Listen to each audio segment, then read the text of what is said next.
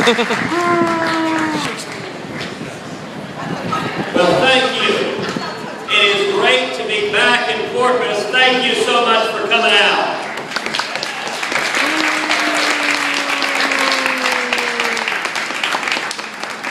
What an extraordinary journey the last 2 years have been. This campaign for U.S. Senate, when we started 2 years ago, I was quite literally at 2% in the polls. And the margin of error was 3%. Which means, if my math is right, technically I could have been at negative 1%. Together we went through a $50 million primary. Most expensive primary in the whole country. In the middle of it, watching all the terrible attack ads, my wife Heidi turned to me and she said, "Goodness gracious, I didn't realize you were such a rotten guy." In any other year, I would have been road. I'd have been an armadillo by the side of the freeway. And something incredible happened. We saw thousands and thousands of Republican winners, of Tea Party leaders, of business leaders, of grassroots activists coming together. And we went from 2% in the polls, not just winning the primary, but winning by 14 points.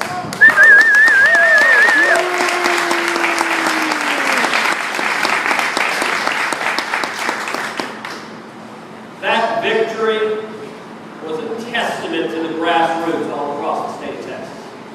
It's a testament to what the men and women in Texas can do when we stand together. And let me tell you, I think the reason we saw it happen this year is every one of us knows this isn't a typical election year. This isn't just one more election, elect another group of candidates and move on. Our country is in crisis. We are at the edge of a fiscal and economic cliff. And millions of Texans, millions of Americans are standing up saying we must pull back and save this country.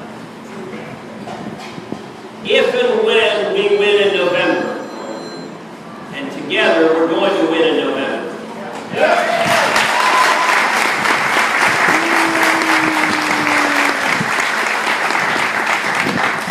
I will spend every single day in the U.S. Senate working to bring people together to dramatically shrink the size, power, and spending of the federal government. Yeah.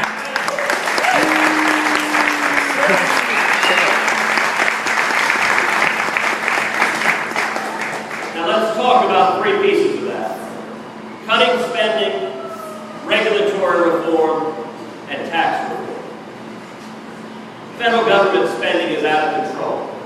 Our national debt is larger than our gross domestic product.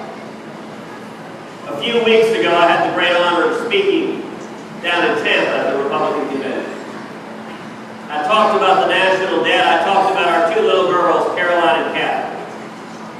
When I got back to the hotel room that night, at 1:30 in the morning, I pulled out my iPhone and started looking at Twitter. And Paula Poundstone, the media, who I don't know, but apparently she was watching the convention that evening, and she tweeted about it.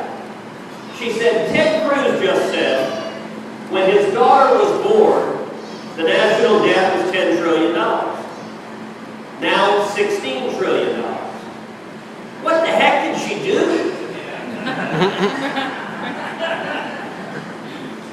Heidi and I laughed so hard we almost fell out of bed. But you know, Caroline is 4 years old. In her short life, our national debt has grown nearly 60%.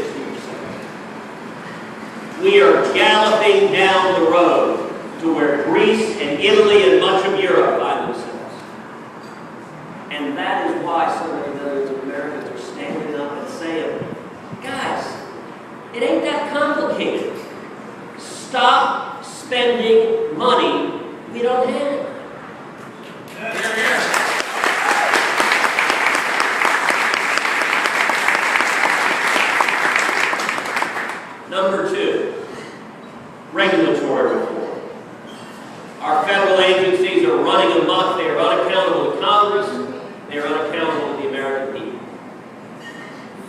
thing we need to do is repeal every single word of Obamacare.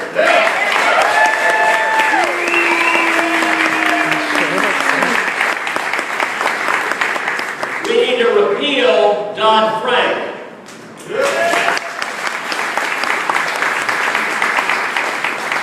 Talk about a bill that you don't have to read any further than the title to know nothing good could come of it.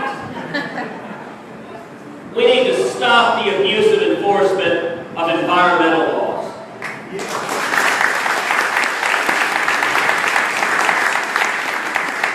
All of y'all are familiar with the lizard. The little lizard the Obama administration wanted to use to shut down oil and gas production in Texas. Well, I got one thing to say about lizards. They make darn fine boots.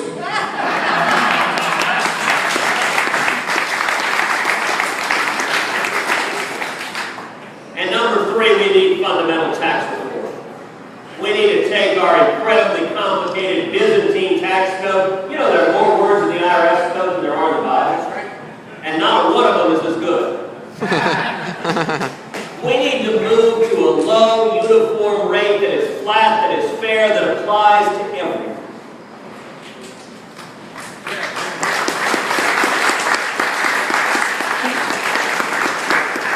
I'll tell you the reason we need to focus on cutting spending and regulatory reform and tax reform. Because a lot of Americans are hurting right now. The last 3.5 years, our economy has grown 1.5%. That's less than half the historical average. In the last 70 years, the GDP of our economy has grown 3.3%. And yet, under President Obama, it's been less than half that. The reason is simple. His policies don't work. High taxes, high spending, high debt, high regulations kill jobs. And 23 million Americans right now are struggling to find work. And there is a different way. How many of y'all watched the debate between President Obama and Mitt Romney? Now, there's a technical term for what Governor Romney did that's called opening up a can of whoop-ass.